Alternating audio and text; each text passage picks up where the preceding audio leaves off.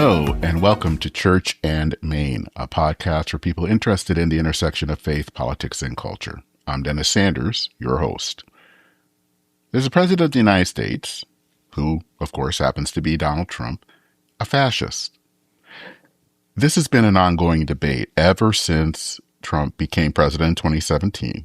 It really ramped up again, or ramped up even higher during the presidential campaign in 2024, and really went into overdrive through his first year in office.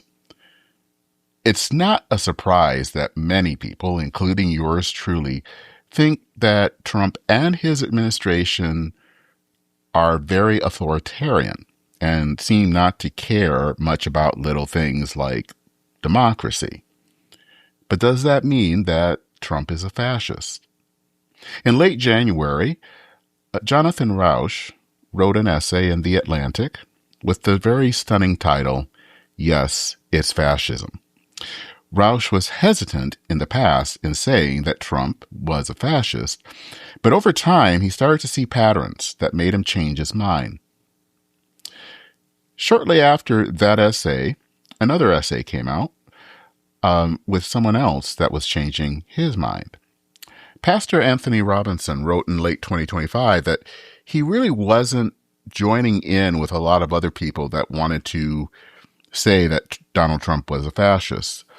But in a very recent essay, he has come to the same conclusion that Jonathan Rauch has come to, that Trump is a fascist. So on this episode, Tony Robinson is coming back on the podcast to talk about why he came to this conclusion. Now, I'm going to be honest that I'm still wary of calling the president a fascist. I think that there are a lot of parallels to what we're seeing here in the United States, especially as what I'm seeing here in Minnesota, to what we would have seen in Latin America, such as in Argentina or Chile in the 1970s. But I don't know if I see that as fascism. And as you will hear, I make that known in the discussion. But I wanted to have Tony back on the podcast to talk about this and actually to make his case.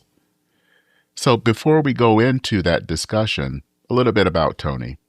He is a writer, teacher, speaker, and an ordained minister in the United Church of Christ. He served as senior minister of Seattle's Plymouth Congregational Church for 14 years, and he currently divides his time between Seattle and a cabin in Wallowa County in northeastern Oregon. So, let's get into this discussion on Donald Trump and fascism with Anthony Robinson.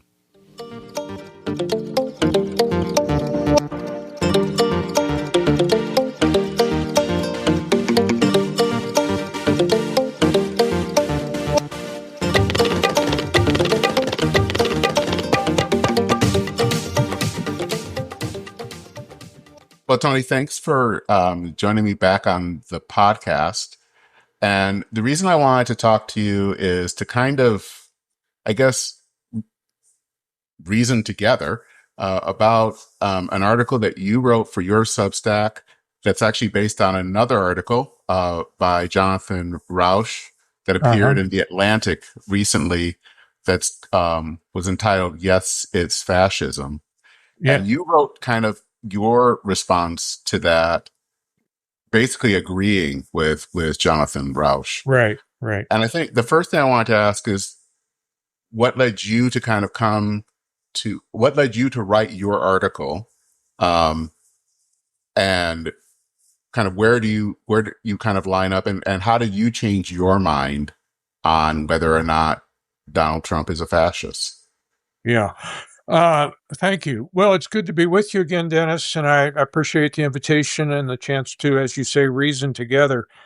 I guess I began my article by noting that I'd written one last September that I called "I'm Not Crying Fascist."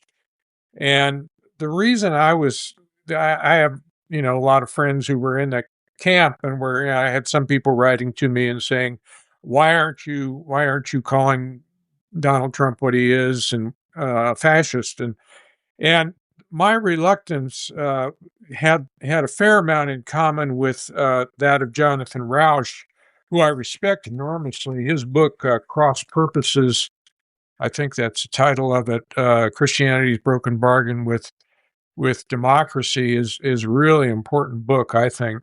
Mm-hmm. And I just respect him a lot and his anyhow. But he wrote in that piece, until recently, I resisted using the F word to describe President Trump. For one thing, there were too many elements of classical fascism that doesn't seem to fit. For another, the term has been overused to the point of meaninglessness, especially by left-leaning types who call you a fascist if you oppose abortion or affirmative action. So I shared some of that. I felt like in a previous lifetime, I was a graduate student in modern European history, and so I am not completely ignorant about fascism in Germany and Italy and other expressions, and it didn't seem to me to quite fit. But the other thing that bothered me about it was that I think it was being used as an epithet, as a kind of name calling and swear word, if you will. And in that sense, it reminded me, or it seemed to be a flip side of Trump himself uh, calling people that he uh, didn't agree with him or were immigrants. He'd call them vermin, and he'd call people who uh, were on the left. He'd call them un-American and whatnot. So name calling is very popular, and ad hominem argument is very popular. But I think what's different for me now is I don't want to use fascism as just a name call or an epithet. I want to use it as an analytical tool to help us get a uh, get a more accurate picture of what is going on. And I thought Rausch's article, in which he enumerated, and he's obviously very well schooled in the history of fascism, and particularly he knows a lot about Mussolini, which is the guy who actually uh, coined the term fascism, if I remember correctly. Um, it was called National Socialism in Germany, and so Rausch enumerates 18 characteristics, and I suspect he could have gone on to 20 or 25, but uh, I think it's a pretty good fit, and it helps us, in my view, uh, to uh, to take a bigger picture, to see the forest for the trees.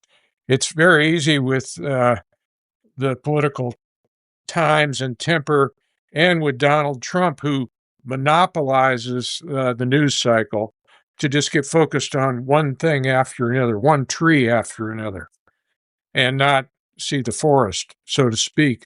But I thought Rouse's article was very helpful in terms of listing some of the things um, that are characteristic of fascist movements and fascist leaders.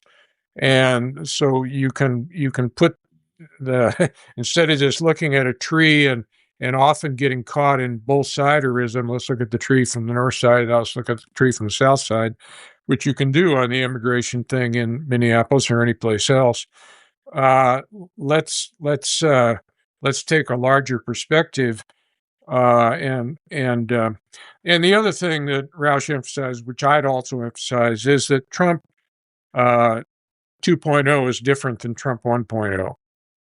And one of the big differences, which fits the profile of fascism, is territorial expansionism.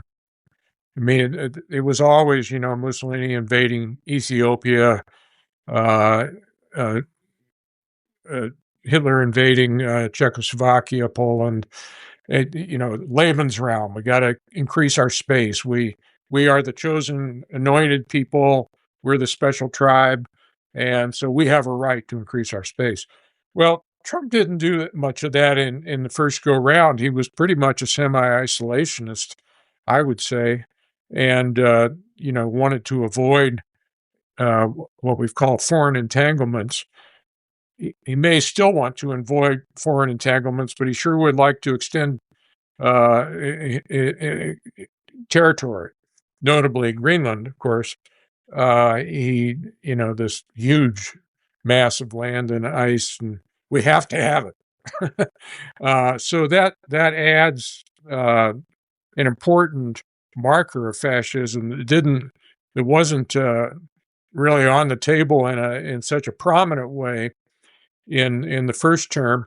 And the other thing that I think is a big change in the second term is that those around him, like General Kelly, who was his chief of staff, were kind of experienced people. They had a they were not just Trumpists; they were Americans, and they knew something about how the government operated and how it was supposed to operate and what the role of the military was, and they exercised some restraint, I think, on him, sometimes just by kind of bureaucratic slowdown, and sometimes by uh, telling him directly, well, you actually can't do that. He's got nobody, as far as I can tell, in the current administration who plays that role. Um, and on the contrary, I mean, just look at the difference between Pam Bondi and Jeff Sessions, or even Bill Barr as heads of DOJ. They had some understanding of the DOJ, that the Department of Justice uh, was independent of the White House and was not to be politicized, which of course cost them both jobs, uh, which was probably a blessing for them. But Pam Bondi has no such scruples, no such hesitation, as far as I can tell. So I think that those are two big changes, uh, and so I think it's when things change, you need to evaluate where your position is and what you see and what you're saying. So, like Rauch, I have uh, believed that things have changed, and that I think identifying the fascistic elements of Trump's style and administration are a helpful analytical tool. So I still don't want to just run around screaming like, the sky is falling, fascist, fascist. And but I do want to say, okay, there are some things that we can learn from previous experience of these kind of movements that help us to see the forest beyond the trees. So you mentioned earlier about your um, earlier article that you wrote back in the fall, Yeah. and why you weren't so interested in kind of running to that yet. Yep. And then, of course, the most recent one. So that's a space of a few months that have happened. Is it because of some of the things that have happened in the intervening times, such as Greenland, such as what's happening here in Minneapolis, Yeah, that has made definitely. you change your mind Yeah. in that way? Yeah, definitely. I mean, it becomes clear that he is creating a state police force that is under his command, that is not either a local or regional body under command of local politicians, uh, and but that in this, uh, the amount of buildup for ICE and Border Patrol is incredible. I think at one point Roush notes that uh, with the with the amount of uh, money allocated um, for those agencies. Uh, Let me see if I can find the exact quote here. Uh, it will be There will be more money going into ICE uh, than, let's see. Okay. So here's the quote. He more than doubled the agency's size in 2025, and its budget is now larger than those of all other federal law enforcement agencies combined, and larger than the entire military budget of all but 15 countries. So that's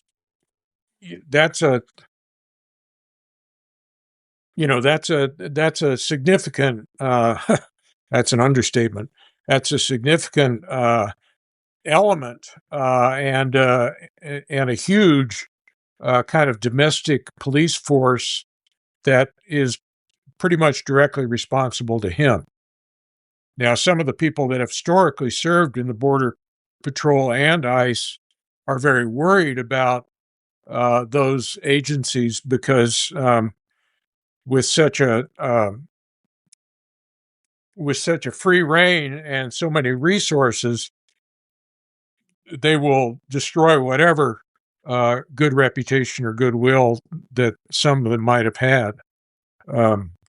And yeah, so anyhow, yes, to your question, what's been focused in your city, but not alone there, is another factor that's changed. And I just think it's very it's not us, not America, to deploy troops against its own citizens. And in fact, that was one of the major objections of the founders in the Declaration of Independence to what George III was doing in the colonies, quartering troops among them and giving them free reign and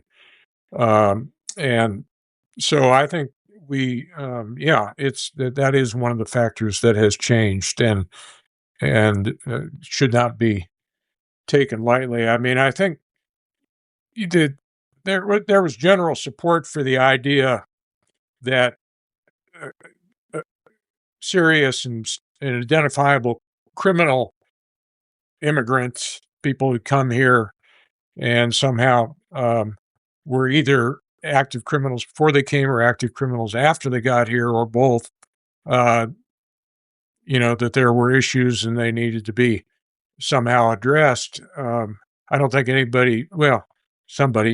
some had a problem with that, but generally speaking, Americans were supportive of that. But I think this has gone far beyond that, and really just sweeping up, obviously, citizens and refugees like the Hmong and Afghanis who have I feel, a moral claim on us. Um, One of the questions that I have, and I've had about the whole, as people you say, the F word, is how, you know, is it different from, say, let's say what happened in South America in the 70s? Um, Places like Chile or Argentina, where there El were Salvador. military, or El Salvador, Brazil, where there were military juntas where people, were disappeared by uh, by the government if they were considered an enemy of the state. Is that? I mean, I guess is there a similarity there, or can we use that as as a similarity, or is this even something that you think is much more insidious? Well, I think I wouldn't say that I'm highly informed. I mean, I'm not uninformed. I spent several trips to Nicaragua in that time period, Mhm. but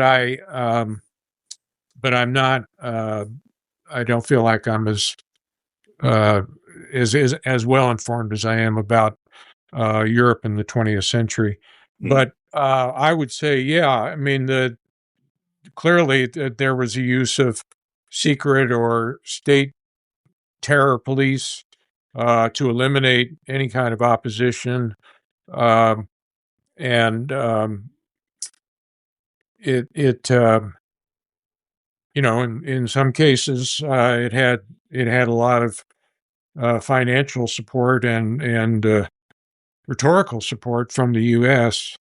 That was in the Cold War context, where the framework for that was, well, if we don't suppress this, they're going to become an arm of the Soviet Union or something like that. But that doesn't uh, make it irrelevant or anything. But yeah, I think there clearly were parallels, and that's still going on in some places there. Yeah, with a renewed force in El Salvador. So one of the things that I have struggled with, and that it's why I'm sometimes a little hesitant to use the word fascist, Yeah, is for a different. I think it's for the reason that and I've read this in some people who've written this, is how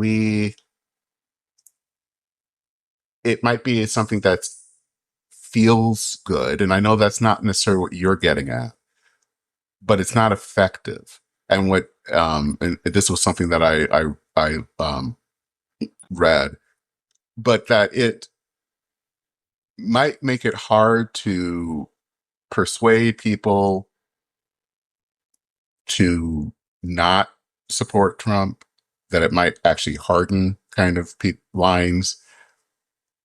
And then also the thing that I see a lot, especially, is that when things happen, how people will kind of conflate that anyone who voted for him, and that was like 77 million people, that that this is what they've all supported. And so there's always that fear that using that word then means we're going to use that word towards everyone that casted a vote towards him. And that makes it harder for us that it kind of hardens in some ways these lines that we have now. yeah, Because, once you've kind of used the word fascist, it's not like you can, especially if you're a politician, especially if you're a Democratic politician, to say, yeah, let's work on this bill now. Because it's such a loaded term to yeah, use yeah, that I wrestle with that. yeah, yeah, yeah. I agree. I understand what you're saying, and I agree with it. And that was part of my reluctance up until recently to use that word either, because it is them's fighting words, Mm-hmm. and we've got enough of that going on, and I don't think I simply don't think that everybody who supports Trump is a fascist. I think that by any means, I think that they're so I that business of tarring everybody with the same brush is a concern, and and and I agree, and I said, I remember, some people were on me before the election in 2024 and say, why don't you call this what it is, fascism? And my response was very similar to what you've just said, that it hardened. I didn't think it was going to convince any Trump supporters. They were going to say, uh, "Oh, we hadn't thought about that. We get it. Okay, we're going to change our mind." No, there is a kind of uh, impermeability to his support uh, that is impressive and mystifying.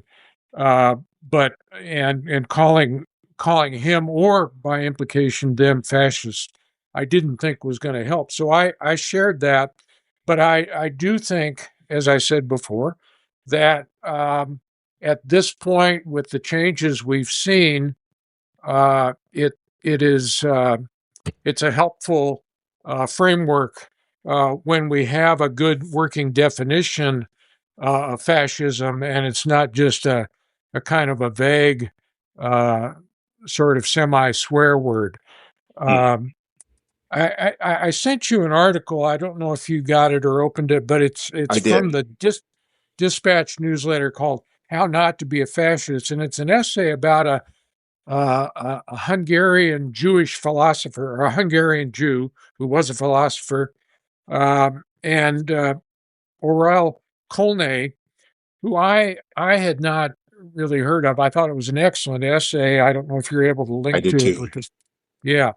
But one of the things the author of the article, whose name I don't have right in front of me, points out is that uh, in the 1920s, uh, there was a kind of there were liberal democracy was really under attack in Europe from the left and the right. From the left, communism; from the right, um, uh, fascism, National Socialism.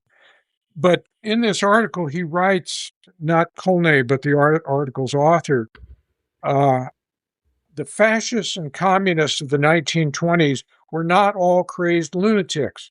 Many of them were simply conservatives or progressives who took the wrong road, who step by step were desensitized to their own radicalization. Um, and that strikes me as an important point because in hindsight, we look back and kind of our post World War II horror, and the concentration camps and everything. We how could anybody support that?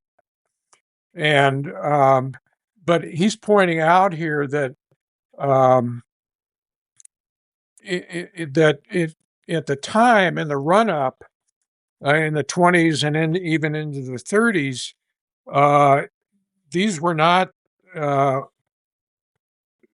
people that identified as fascists. It was not a swear word then. And Yeah, I nor was found that communism. interesting.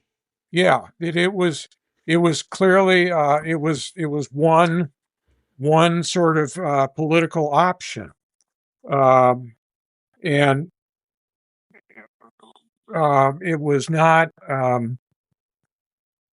For us, it has the resonance of Hitler, of Mein Kampf, of Sudetenland, of Neville Chamberlain, and then the concentration camps, and all of it, and and so we see it through that lens. But at that time, people uh, didn't have those associations and thought of National Socialism or fascism or communism as one among the options uh, that that were compelling, as liberal democracy seemed, particularly in Germany, to be ineffective and inept. And I think that seems to me an important point to keep in mind, that these were not all lunatics. They were not all people who were, uh, ready to ship uh, Jews and others off to concentration camps. Not at all. They were people who kind of felt like liberal democracy had failed them, or was failing them, and there were terrible economic conditions in Germany and Italy, and they were looking for an alternative. And people, I think, the last maybe as many 20 years in the U.S. There's been a high level of that, looking for an alternative. I mean, it's many times been remarked how many people voted for Obama in 2008 and even 2012, voted for Trump in 2016. Yep. They all wanted change. You know, they all felt like this, whatever we had, wasn't really working, and so we're not that far in the early part of the 21st century that they were from the early part of the 20th century. There's some comparability there, and I think understanding that people, you might say, as he said here, they were conservative or progressive who took the wrong road, but they didn't know it was the wrong road at the time. They thought it was a viable option alternative. And I think that's kind of how fascism or totalitarianism works. It just gets, it starts here and grows, and then it requires to be sustained. It requires that its excesses be amped up, and I think that's what we're seeing with Trump. He needs to take what were muted tones of Trump 1 and push them further. And I don't know. Many have asked, is there a tipping point? Is there some point at which some of the people who have either tacitly supported him or vocally supported him would say, no, this is a bridge too far? And it appeared that there might be some of that happening with reference to ICE and Minneapolis among Republicans. I'm not quite sure where that stands at this point. I noted that Dispatch newsletter, which is basically a center-right group of folks, wrote recently, maybe as last week, I don't know, a week before, basically calling out the Senate Majority Leader John Thune and saying, "Hey, you you have this office, but you're not doing diddly squat, And if there's going to be reining in of Trump, it's going to come from Congress, which has so far been, pretty flattened, pretty just doormat to whatever Trump wished." So I thought that was interesting. I don't know. I would like to know what specifically they would like Thune to be doing. It's a tough position for any of those folks, but at the same time, you wonder when you're going to get to the kind of the Margaret Chase Smith moment where she turns to Joe McCarthy and says, "And at long last, sir, have you no shame?" Now, of course, with Trump, the answer is no, he has no shame. So that ain't going to work. Yeah. but congressional resistance, and there has been some congressional resistance, and it's hard for Congress is a little bit like mainline Protestantism versus Catholicism in the sense that they always have one prominent leader. So it's easier for them to get media attention, I think, than it is for Protestantism. We're very much more decentralized, no hierarchy like that, no single pope. And so Trump is kind of a little bit in the position of the Pope versus Congress being in the position of mainline Protestants. People say, well, where are the Protestants? And they're all over the place, and there's no one who really speaks for even for all mainline Protestants, much less Protestant, all of them. So he has that advantage vis-a-vis Congress, but I would hope that they would find it within themselves to draw certain lines. And I think the Democrats have proposed some restrictions, on ICE that I think, they probably won't get all of them, but I see that they're going to start wearing, what do you call those cams? Body cams.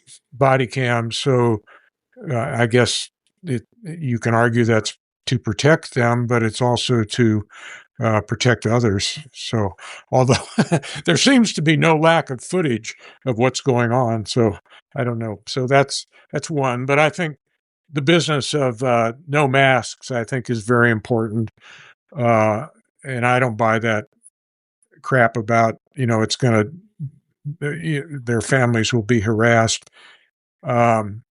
It that could happen. Most of the harassment seems to come from Trump's side of the aisle of people in that kind of way. But it's something people on the left can and might do. But that you don't mask up police on the same basis. Yeah. mask up military on the same basis. It's not who we are. And it presents an ominous visage to I think on the streets of your city and in of us to the world.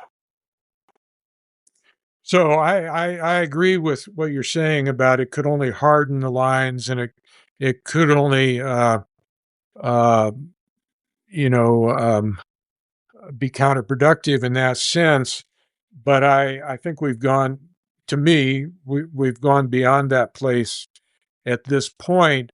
And insofar as we can use this, as Rauch does in his article, as a big picture tool of understanding, it's, I think, can have some value. But I'm not going to, you know, get into an argument with somebody in the neck of the woods I'm in right now, living on this farm out here. This is 70 some percent of the people out here voted for Trump, and and I'm not going to get in an argument and call anybody a fascist. To me, that's a kind of an ad hominem argument. It's just attacking the person rather than the ideas. I'm interested in the ideas. I'm interested in the principles. And so Roush, he points out a number of these principles, but I do want to not lose the point of that article about the Hungarian philosopher who moved to Vienna to escape anti-Jewish persecution and then eventually moved to North America, I believe. But that in the run up, there was to the in the 20s and 30s. Uh, he says the 1920s were an era in which everything seemed up for grabs. Critics left and right declared the liberal consensus dead. Well, does that sound familiar? I mean, I think that's, we've been hearing that, and not without reason. There has been an inability to, as demonstrated by the Biden administration, to deal with an issue like the border. It's not, uh, and its impact on particularly towns and communities that were, you can only absorb so many people of a different culture. I mean, it was a real challenge when we were involved in settling Hmong refugees. We were in a little town east of Seattle. Population of the whole town, and it was a logging and farming community, was 700 people. By the time we left there, 10% of the population were Hmong. Wow. So that was a big, and so you've got to build out the infrastructure for that in the schools, in the healthcare system, in employment, and it's not a slam dunk. And not everybody who gets upset about the demands there is a racist or a xenophobe. There are, there are legitimate issues, and but liberal democracy, has represented by Biden in his recent term, was effective on some issues, but ineffective on, and so this sense of liberalism as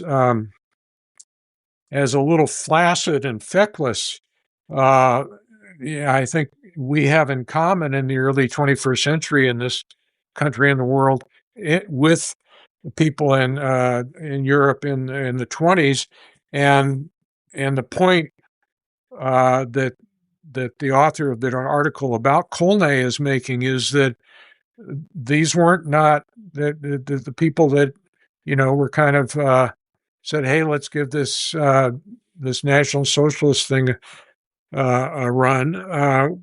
We're not all vicious, racist, prejudiced idiots. they, and that's the same in our situation. And uh,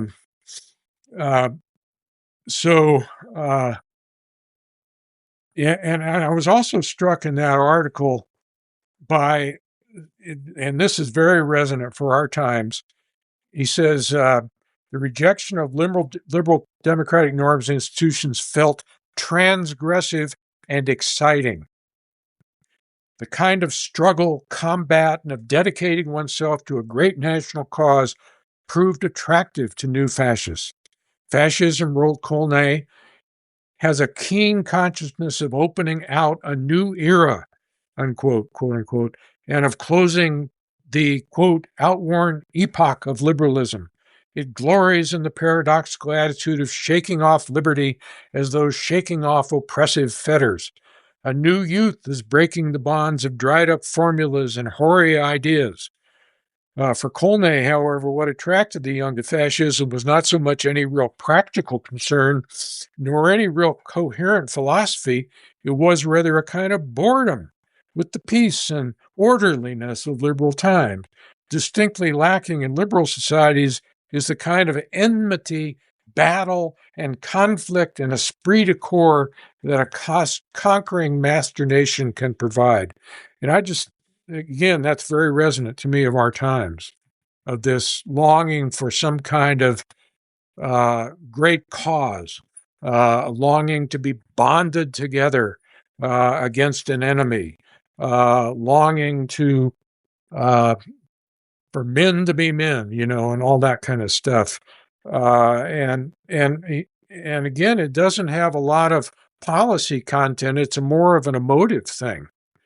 And it reflects, again, I think, on our line of work, which is in many ways the failure of religion to to capture hearts and minds for a cause that is not militaristic, that is not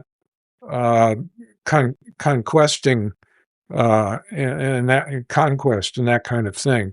I mean, I think partly, and this is an easy generalization and maybe too broad, but the attraction of a kind of fascistic movement or a nationalist America First movement or even the white Christian nationalism movement is people looking for a story, looking for meaning, looking for a narrative, looking for something they're a part of. And liberal proceduralism isn't often very good at that and has gotten worse at it. I mean, I think when I was growing up, we had a pretty strong sense of American patriotism and our heritage and so on and so forth. But for a variety of reasons, that has really atrophied. And I think probably the only ones who know really much about America's founding history and documents now are the recent immigrants who've had to go through some kind of citizenship school. We've I can't say that I know exactly what is being taught in schools these days, but I would guess that in a place like Seattle, where I spend most of my time, the narrative is not so much about the great ideas of the Declaration of Independence as the failures of the founding fathers and their hypocrisies, and so it's an unbalanced narrative and has been for some time, and has perhaps led to just not much interest in civics or governance or how our government works. And I think that's one of the upsides of this whole catastrophe is that we are starting belatedly to pay attention to our history, to our values, to our heritage, to our documents. I mean, I've heard more about the Constitution in the last couple of years than I've heard in much of my life. It's Same here. And I wrote another piece about a group of friends, and we would get together. The group had kind of broken up for a variety of reasons. Now people moved away or gotten older or died.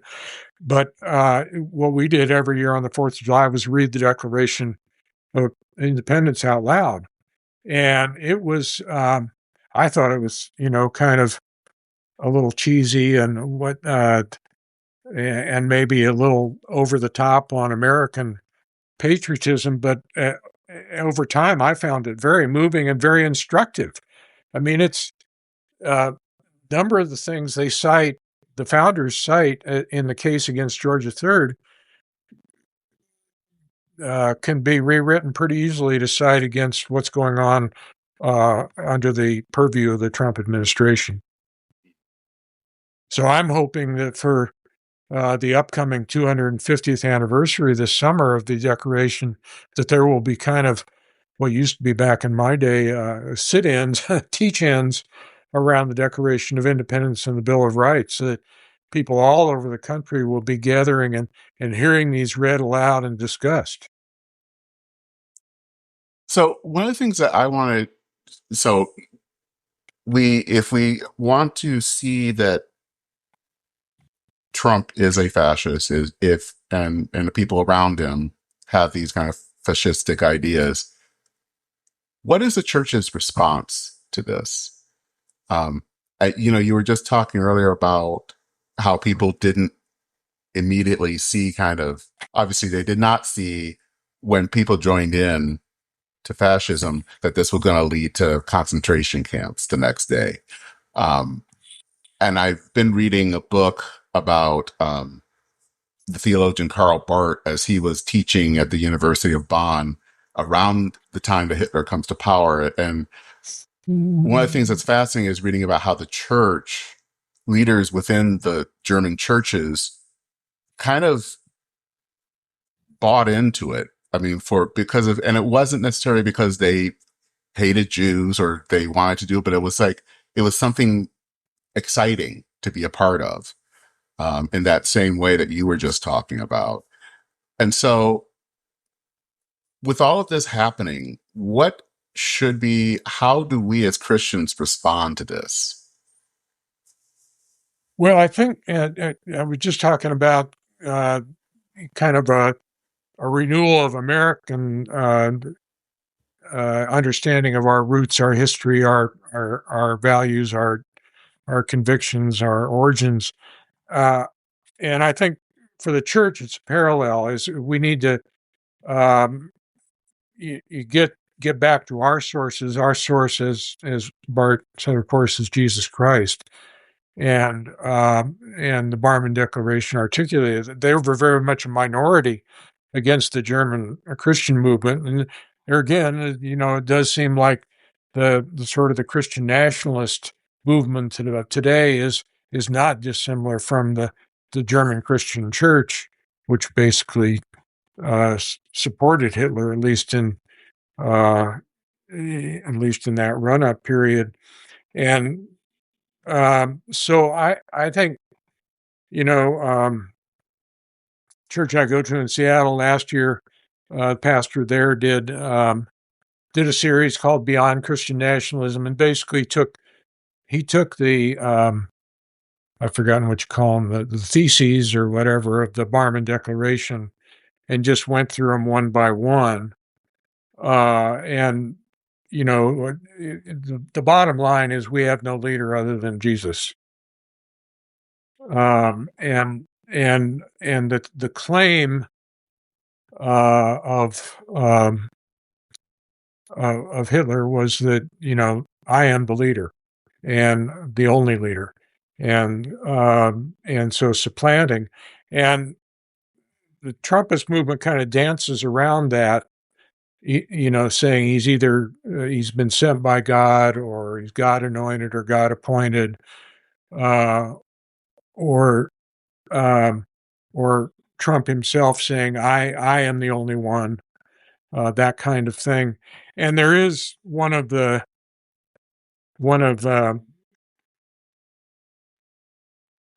Rauch's characteristics of fascism is leader aggrandizement. I'll just read a little bit from that.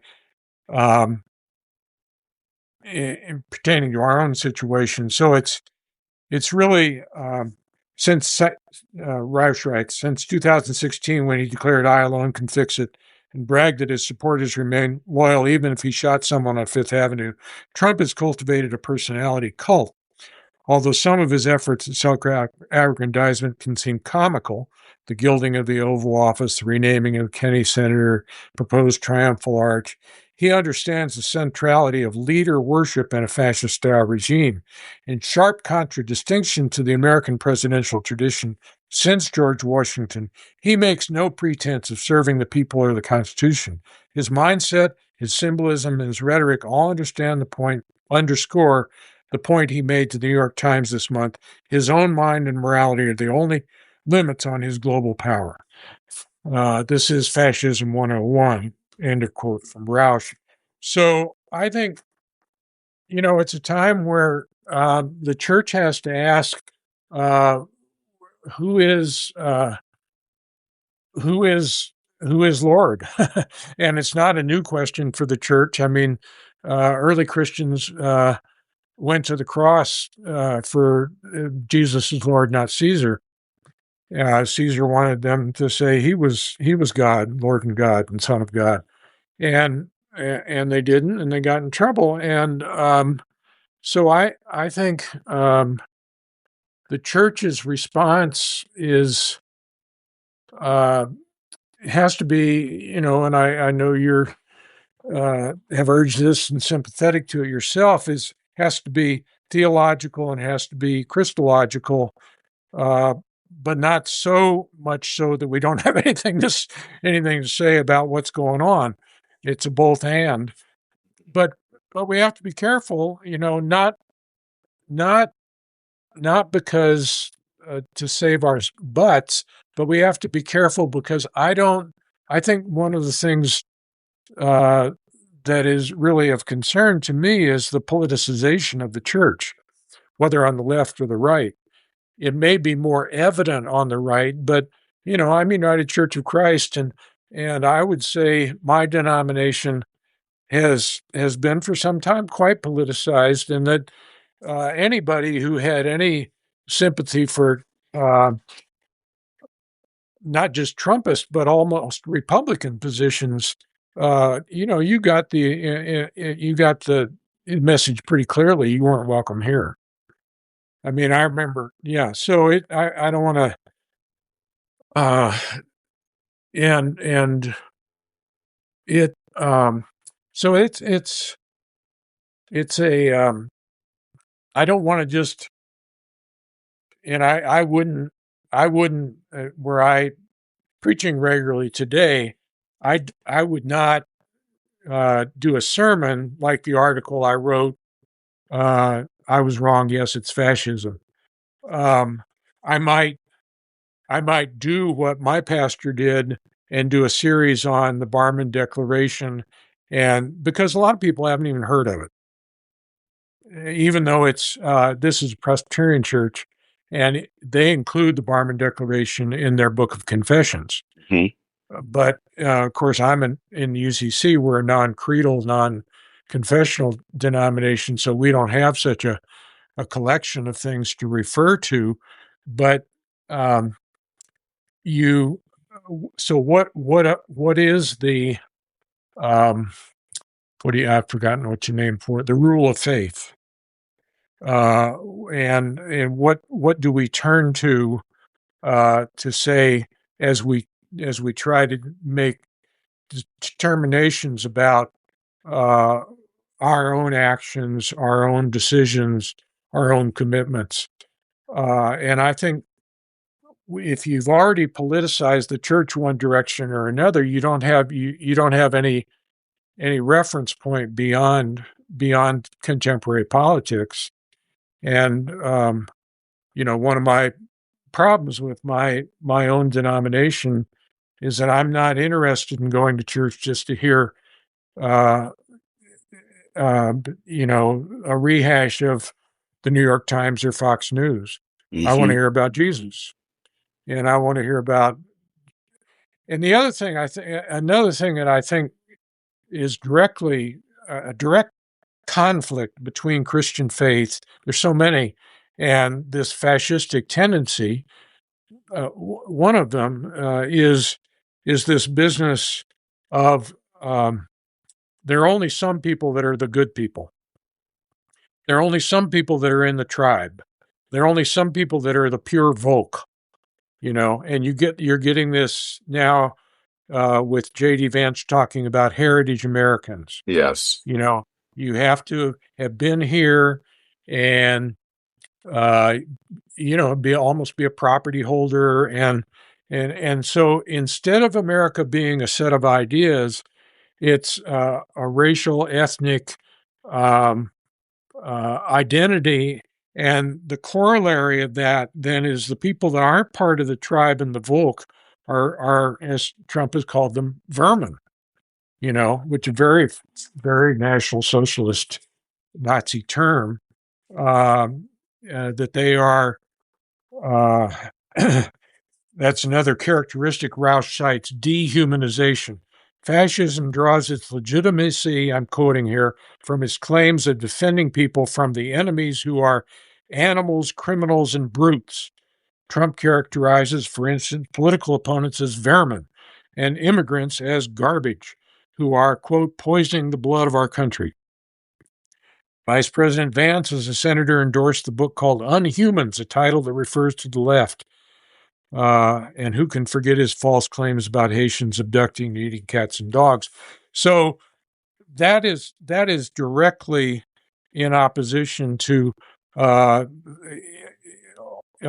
Christianity's understanding of the value of each human person created in the image of God and of human dignity. And it's more than that. It's in direct conflict with the persistent, overwhelming emphasis of Scripture on hospitality and welcome to the stranger and the outsider and the foreigner and the alien among it.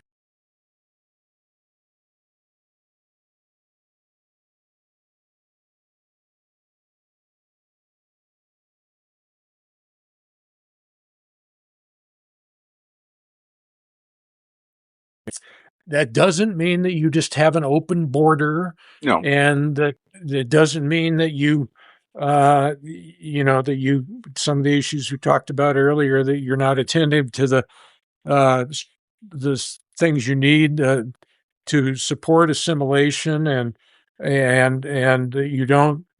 There's going to be a even worse crisis, I think, with climate refugees in the years to come.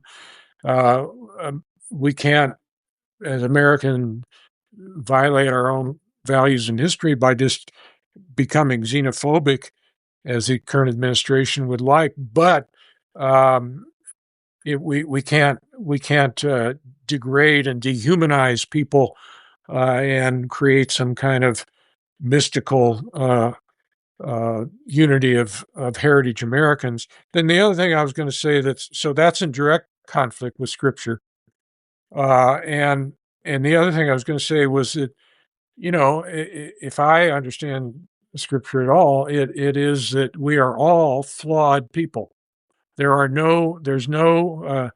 isn't the right people and the wrong people. There isn't the saints and the sinners. Um, there's all of us are sinners in need of grace.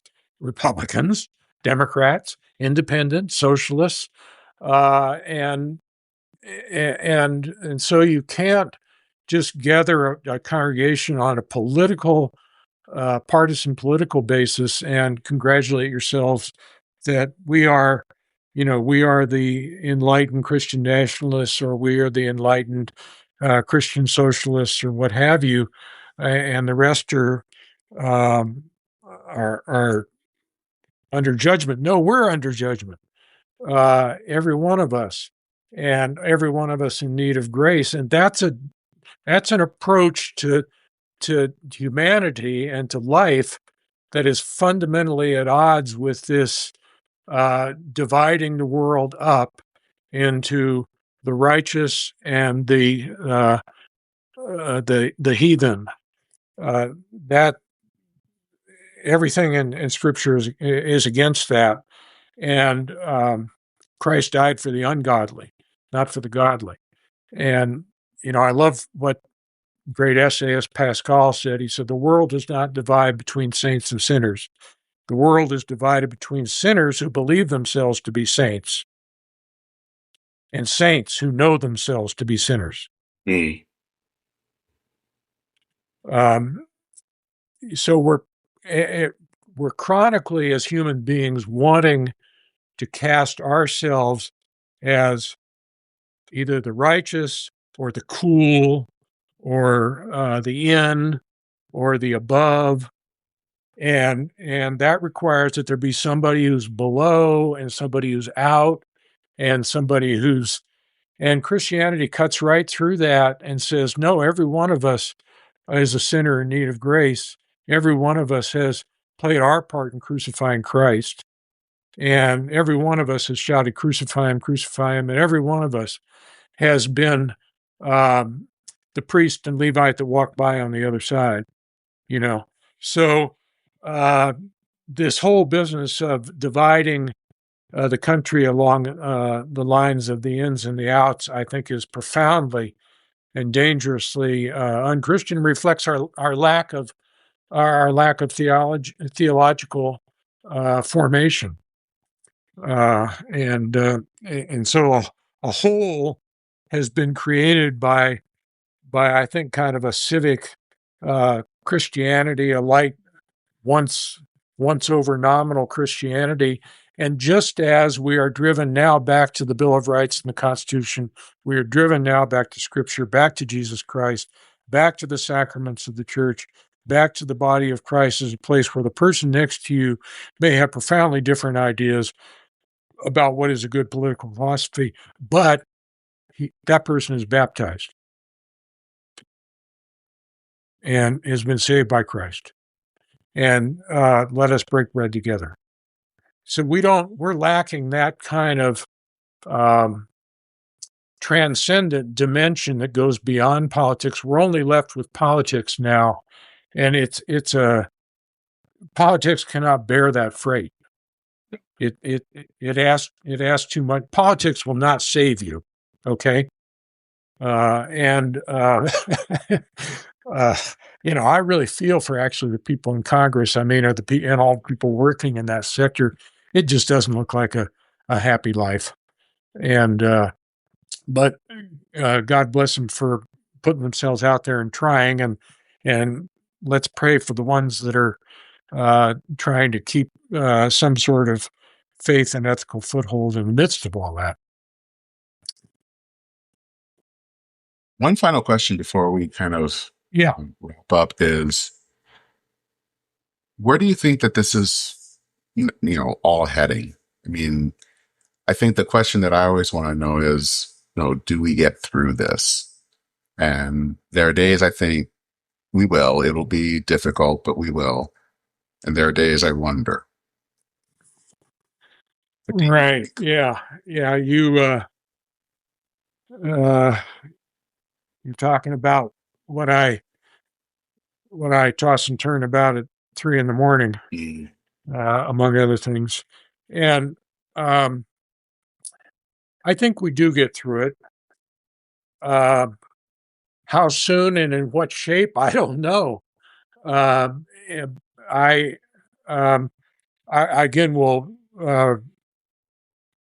turn to Rauch here, and I, in his closing remarks, which I found some element of hope. Now he's writing as a social scientist and a secularist. He's not writing from a faith position, but he writes, if, however, Trump is a fascist president, that does not mean that America is a fascist country.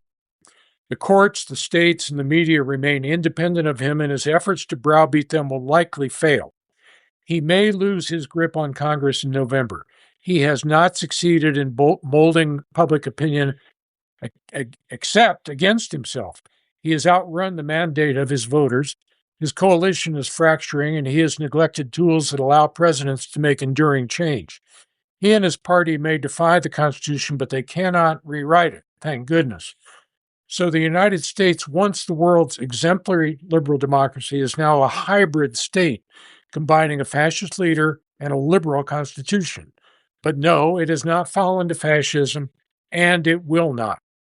Those are Rauch's words. When sometimes fear gets the best of me, I have a I fear that may not be true, but I hope it's true, and I actually believe it's true. Part of America is such a big, complex place. It's just for anyone, even a president as manic as Trump, to get his hands around it all seems to me unlikely. But it's not so much. If things get worse, I don't think it's necessarily only coming from the top. It's from out here in the in the the rest of the country and among the rest of us. And if we consent to the idea that there are um, there are good Americans, heritage Americans, good enlightened Americans, and then there are some that are uh, fascists, or there are some that are uh, uh, uh, leftist crazies, that some people have to be exiled out. If we live that reality on the ground and we keep living into it and accepting it and turn against one another, that seems to be ultimately more dangerous and ominous than than than focusing only on who's in the White House. So I think, and this takes us back to the church as a place where we are reminded of truth and identity that is beyond politics, that is beyond American, that is beyond this moment. And churches in this little town where we are out in northeastern Oregon, the church we go to here, a Methodist church, has started doing a wonderful thing, which is they started 2 years ago, community dinners. They serve a free meal on Monday nights, but it's not, as so often is the case with these kind of things. It's not the well-off people providing something for the hungry. It's everybody coming for a good dinner and hanging out together because people are isolated and people are lonely and people are without social support, even in a small community like this.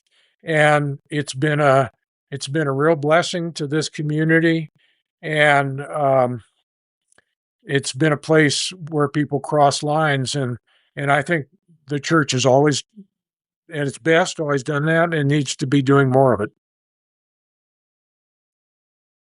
Well, on that note, which is a hopeful note, Yeah, it's a challenging time, but I think yeah, but there is hope. And I think yeah. that's hope is not optimism, but it's something deeper and I think something more meaningful.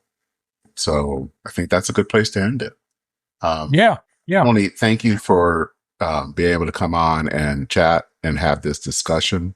And definitely we'll have you back on next time. Okay. It's great to be with you again, Dennis. Thank you for hosting me, and thank you for the work you're doing and for your pastoral work. I pray for you and for your congregation. Bless you. All right. Okay.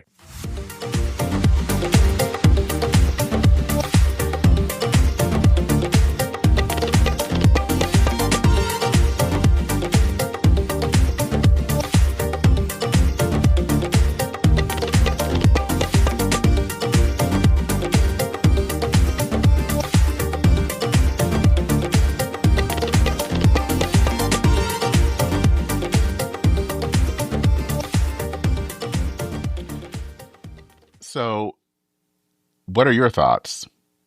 This is a topic that I think there is still a lot of argument, discussion about. I don't think I think it's settled among many people that Trump and his administration are authoritarian. Is it fascist? That one, the jury is still out, as you can tell. But I'm kind of curious to know what you think. And obviously, in the discussion that we had, it was also a discussion about what is the church's response? This is not simply a political discussion, and it's not an exercise in name calling. But I think whether or not we think that Donald Trump is a fascist or an authoritarian, the church has to respond. So how does it respond? And obviously, as you could hear, Tony has his views on how the church should best respond. I have my view, and I do think the church should respond. I'm curious what you think. As usual, you can send an email to leave a comment at churchandmain, all one word, at substack.com.